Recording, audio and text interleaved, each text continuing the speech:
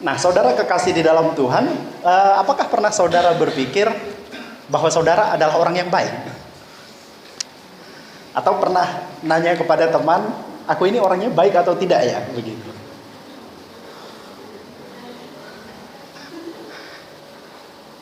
Ya, atau berapa orang yang pernah seingat saudara mengatakan bahwa saudara baik?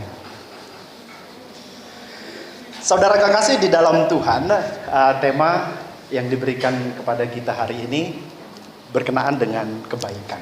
Dan di Filipi pasal 4 ayat 5 ini, Paulus berbicara tentang kebaikan kepada orang-orang kudus di Filipi ya. Artinya bahwa nilai kebaikan itu merupakan nilai yang berlaku di sepanjang masa, baik di zaman orang-orang Filipi maupun di zaman kita masa kini. Bahkan di masa yang akan datang nilai kebaikan itu tetap berlaku. Saudaraku, kalau saya memparafras ayat ini dari terjemahan bahasa Yunaninya, saya menerjemahkannya seperti ini. Hendaklah kebaikan hatimu yang didasari kelemah lembutan dapat dirasakan oleh semua orang tanpa terkecuali. Karena Tuhan akan segera datang. Itulah maksud Paulus di dalam ayat ini. Kalau kita memperhatikan dari ayat tersebut, Paulus memakai kata Yunani epiekes. Kata Yunani epiekes itu berbicara tentang kebaikan yang didasari oleh kelemah lembutan. Tema tentang kebaikan itu disampaikan oleh Paulus berdekatan dengan adanya konflik yang terjadi antara Euodia dan Sintike. Dua tokoh perempuan yang sangat menonjol di Filipi. Nah, memang ini dapat kita pahami karena memperhatikan Kisah Para Rasul pasal 16 ketika Paulus tiba di Filipi, dia masuk ke rumah sembahyang. Yang pertama sekali dijumpai oleh Paulus di sana adalah perempuan-perempuan. Ini mengatakan bahwa di Filipi itu tokoh perempuan memainkan peranan yang cukup penting di dalam pelayanan itu. Tetapi dalam perkembangannya, dalam perjalanan pelayanan itu rupanya perempuan menjadi penyebab masalah. Ya, tapi tidak sedang mengatakan bahwa perempuan tukang buat masalah, bukan ya. Ini kasuistik di Filipi. Terjadi masalah konflik antara Euodia dan Sintike. Kalau kita memperhatikan, rupanya konflik yang terjadi di antara dua tokoh perempuan ini membuat pengikut masing-masing juga berkonflik. Jadi bagi Paulus, kalau persoalan ini tidak segera diselesaikan, maka ini akan membuat perpecahan di antara jemaat. Ini akan membuat konflik yang semakin dalam di antara jemaat. Sehingga dia menempatkan topik tentang kebaikan ini setelah dia berbicara tentang Euodia dan Sintike di ayat yang sebelumnya. Saudara kekasih di dalam Tuhan, akar dari konflik itu, walaupun Paulus tidak berbicara secara langsung masalah apa, konflik apa yang terjadi, namun kita bisa memperhatikan bahwa akar dari konflik itu adalah kesombongan, ego masing-masing pihak. Sehingga ketika Paulus berbicara tentang kebaikan di dalam bagian ini, dia berbicara kebaikan itu mesti didasari oleh kelemah lembutan. Kalau kamu masing-masing mempertahankan ego satu dengan yang lain, dan orang yang lain juga begitu, mempertahankan egonya, maka tidak akan ada kesatuan, tidak akan ada kesehatian di antara kalian. Tinggalkan ego itu, tinggalkan kesombongan itu bagi Paulus. Tetapi marilah kalian memiliki kelemah lembutan. Karena dengan adanya kelemah lembutan satu dengan yang lain, konflik sebesar apapun bisa dipertemukan. Saudara kekasih di dalam Tuhan, jadi Paulus berbicara tentang kebaikan yang didasari kelemah lembutan ini untuk mengingatkan juga kepada kita bahwa sejauh mana kita memiliki kelemah lembutan itu. Atau sebelum itu, ketika kita melakukan kebaikan bagi orang lain, kepada orang lain, apa dasar dari kebaikan yang saudara buat? Nah, jangan-jangan saudara berbuat baik oleh karena ada maunya ya. Nah, bukan itu yang dimaksudkan oleh Paulus. Saudara berbuat baik karena ada sesuatu yang diharapkan dari orang itu. Bukan itu yang dimaksud Paulus. Saudara berbuat baik supaya kemudian orang yang kepadanya saudara sudah berbuat baik kemudian membalasnya. Bukan itu yang dimaksud oleh Paulus. Tetapi kebaikanmu itu mesti didasari oleh kelemah lembutan. Nah, itu jugalah yang sudah terbukti dari pelayanan orang-orang Filipi ketika mereka mengirimkan Epaphroditus. Jadi pada waktu itu Paulus sedang berada di penjara.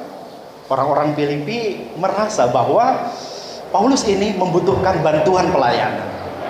Jadi kalau kita memperhatikan di pasal 4 ayat 18 itu, Epaphroditus lah yang dikirim ke sana.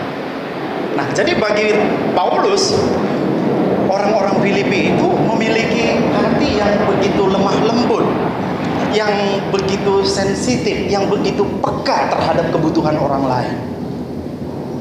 Nah, orang-orang Filipi itu bukan orang yang menutup matanya ketika melihat orang kekurangan. Orang-orang Filipi itu bukanlah orang yang tidak mau tahu dengan kesusahan orang lain. Orang-orang Filipi itu bukan orang yang menganggap dirinya sendiri yang lebih penting dari orang lain. Nah, jadi bagi Rasul Paulus, pengiriman Epaphroditus ke pemenjaraan Paulus itu merupakan bukti bahwa orang-orang Filipi itu sudah begitu peka dengan kebutuhan Paulus di dalam pelayanannya. Saudara kekasih di dalam Tuhan, sebenarnya orang Filipi bisa saja tidak berbuat apapun kepada Rasul Paulus di dalam pemenjaraan itu ya. Walaupun memang Paulus yang merupakan pendiri dari komunitas orang-orang kudus di Filipi itu, tetapi kan bisa saja pengalaman yang 11 tahun lalu itu mereka sudah lupakan. Tetapi kalau kita melihat di dalam bagian ini menarik bahwa walaupun Paulus merintis pelayanan ini sudah 11 tahun yang lalu, tetapi orang-orang di Filipi masih tetap memiliki kepekaan untuk mewujud nyatakan kebaikan itu kepada Rasul Paulus di dalam pemenjaraannya. Nah, kalau kita melihat lebih jauh di pasal yang kedua, ketika Paulus berbicara tentang kenosis ya, pengosongan diri Kristus di situ, masalah apa yang terjadi? Sebenarnya masalah yang terjadi adalah masalah kesombongan orang-orang tertentu di Filipi.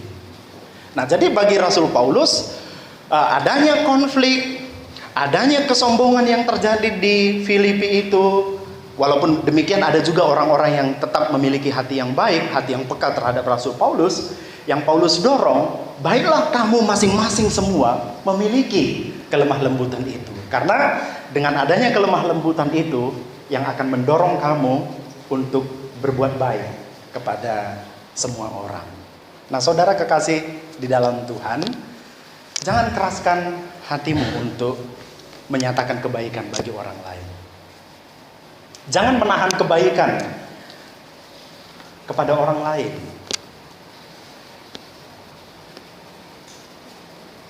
Jangan egois dalam persahabatanmu, mementingkan diri sendiri. Milikilah kepekaan akan kelemahan orang lain, milikilah kepekaan akan kebutuhan orang lain. Milikilah rasa sensitif di dalam hatimu untuk menyatakan kebaikan bagi orang lain yang didasari oleh kelemah lembutan. Nah, apakah ada perseteruan, apakah ada konflik satu dengan yang lain di antara saudara, di asrama, di pelayanan? Barangkali firman Tuhan ingin mengingatkan kepada saudara, lakukanlah kebaikan selagi itu bisa dilakukan, yang didasari pada kelemah lembutan. Itu yang pertama yang saya perhatikan di dalam bagian ini. Yang kedua, komunitas orang-orang di Filipi itu terdiri dari Yahudi dan Yunani ya. Nah, rupanya ada kecenderungan orang-orang Yunani, apalagi mereka yang memiliki kebangsaan Roma, menganggap diri mereka lebih utama dari yang lain. Dan mereka menyatakan kebaikan itu hanya bagi sesama mereka, orang-orang Yunani. Jadi orang-orang Yahudi yang merupakan kaum minoritas di Filipi kerap merasa diabaikan, termasuk di dalam kegiatan-kegiatan pelayanan di Filipi. Nah, itulah sebabnya di dalam bagian ini Paulus mengatakan bahwa perbuatan baik itu bukan hanya dirasakan oleh kaummu, dari budayamu, dari sukumu, tetapi kebaikanmu itu mesti dirasakan oleh semua orang, baik kaummu, baik sukumu, maupun bagi kaum lain, kaum dari suku lain. Jadi bagi Rasul Paulus rupanya begitu luaslah kebaikan itu yang harus dilakukan. Bukan hanya kepada orang-orang yang terdekat dengan kita. Ya, kalau berbuat baik bagi kami yang sudah menikah, berbuat baik bagi suami, berbuat baik bagi istri, berbuat baik bagi anak-anak, ya memang itu keharusan dan wajar dilakukan. Tetapi bagaimana? Apakah kita bisa berbuat baik bagi semua orang? Nah, bagi saudara juga. Apakah saudara hanya berbuat baik bagi orang-orang terdekat dengan saudara? Apakah saudara hanya berbuat baik kepada orang yang bisa memahami saudara, yang bisa mengerti saudara, yang mau mendengarkan saudara? Dan kepada orang yang lain saudara tidak mau berbuat baik? Nah, bagi Rasul Paulus, rupanya perbuatan baik itu dilakukan kepada semua orang tanpa terkecuali. Sekarang bukan Yunani yang mengasihi orang Yunani, bukan Yahudi yang mengasihi orang Yahudi, tetapi baik orang Yunani maupun orang Yahudi saling mengasihi.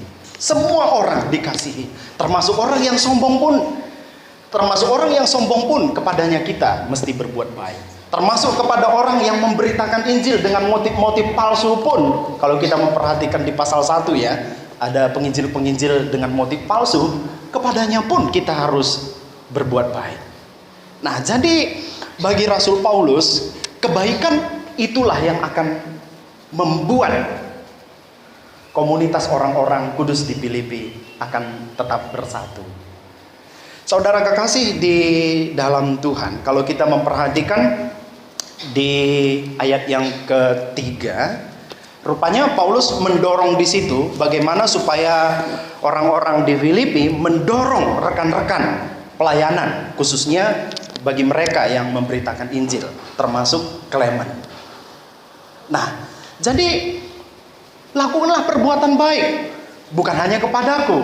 Ya, kalau kepadaku kalian sudah melakukan perbuatan baik, sekarang ada rekan-rekan yang lain yang memberitakan Injil sama dengan aku.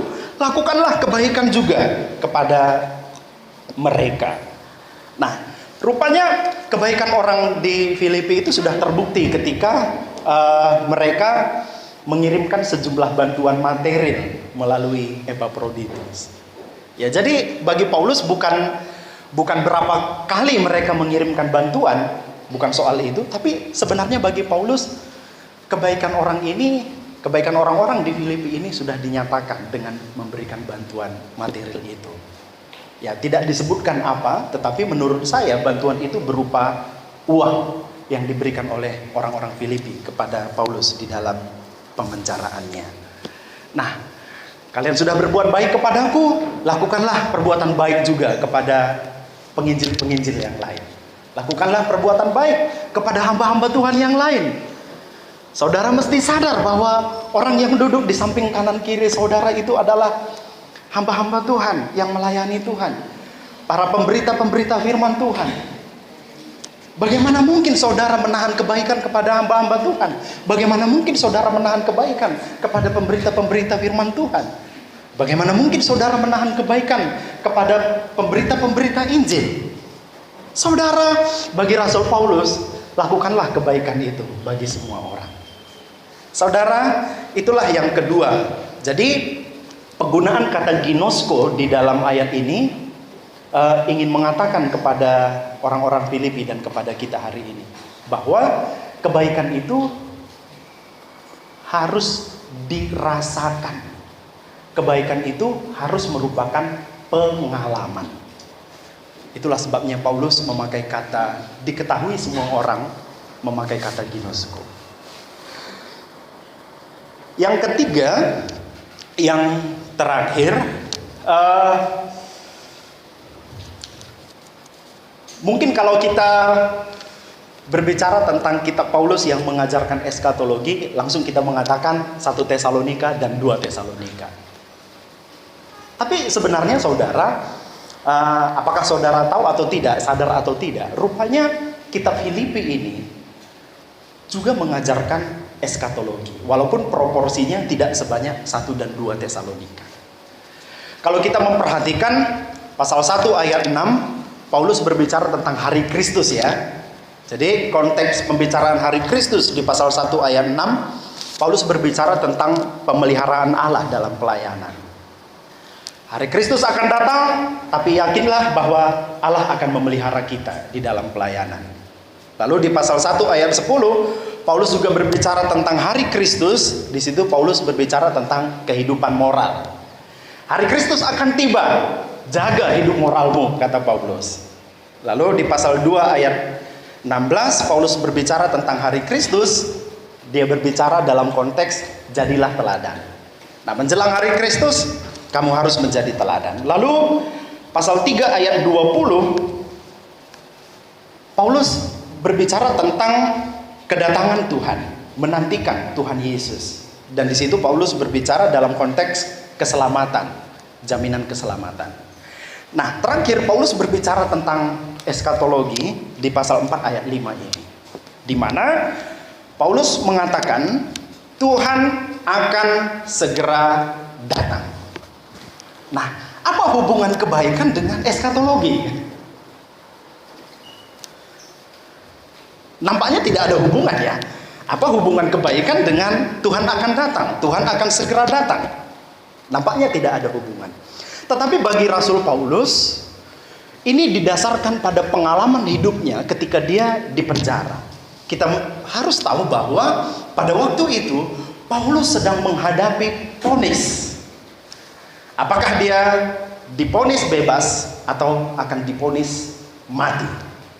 Tidak ada pilihan lain. Kalau tidak dibebaskan dari pemenjaraan itu berarti mati. Jadi bagi Rasul Paulus, hidupnya itu sudah sangat singkat. Bagi Rasul Paulus, pelayanannya itu sudah menjelang garis akhir. Jadi bagi Rasul Paulus menceritakan ini kepada orang-orang Filipi dengan didasarkan pada pengalaman pribadinya, perjalanan pelayanannya selama ini, bahwa bagaimanapun hari-hariku tidak akan lama lagi. Kalau begitu, apa yang akan kulakukan dalam hidupku? Yang akan kulakukan di dalam hidupku adalah perbuatan baik, perbuatan baik, perbuatan baik kepada semua orang. Saudara kekasih di dalam Tuhan, eskatologi Paulus di dalam hal ini bagaikan mata uang yang terdiri dari dua sisi. Satu sisi pengalaman pribadi Paulus, tetapi dari satu sisi berkenaan dengan pengharapan akan kedatangan Tuhan Yesus. Jadi bagi Rasul Paulus, seorang pun tidak tahu kapan dia mati. Jadi mengapa saudara tidak berbuat baik kalau saudara tidak tahu kapan saudara mati? Jangan-jangan saudara akan terlambat untuk berbuat baik kepada orang tua saudara. Aku berencana untuk berbuat baik kepada mamaku, kepada bapakku. Tahu-taunya Tuhan panggil dan tidak sempat saudara berbuat baik. Aku berbuat baik bagi STII. Tahu-taunya Tuhan panggil saudara dan saudara tidak sempat berbuat baik untuk STII.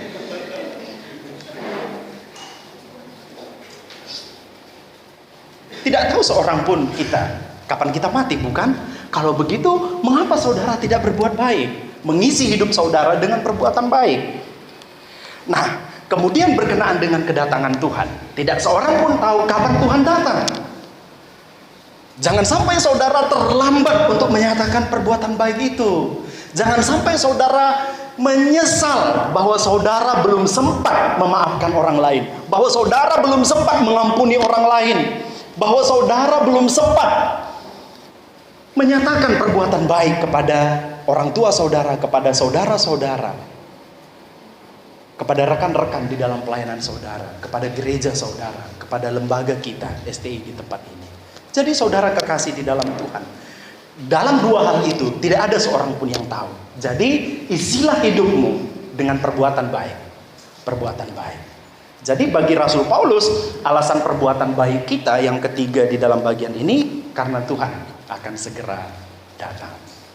Nah, saudara, bagaimana dengan kehidupan kita? Harapan saya, semakin banyak orang yang menyatakan bahwa saudara adalah orang baik.